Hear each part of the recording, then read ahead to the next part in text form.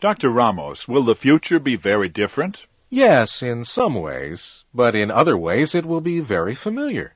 How will it be familiar? Do you know how your grandparents lived? Yes, not in all ways, of course, but I know some things. I remember some things, and they told me other things. Do you have some of their things? You know, furniture, or dishes, or books, things like that. Yes, my parents had them, and now I have them. So you have some things from the past. We are surrounded by things from the past. Buildings, objects, parks, rivers, and so on. I see. We have things from the past now in the present, and we'll have things from the present in the future. In some ways, the future will be very familiar. Then how will things change? Let's think about one or two things. Let's think about housing. In 50 years, what kind of houses do you think people will live in? Like they do today?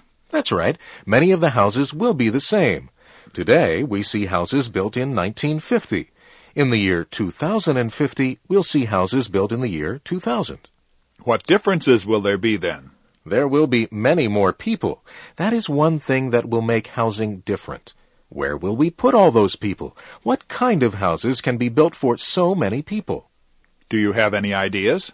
Houses and apartments will be smaller. Many houses will be under the ground. Underground? I don't think I would like that. Some people will live in higher and higher apartment buildings. Complete towns will be in one building.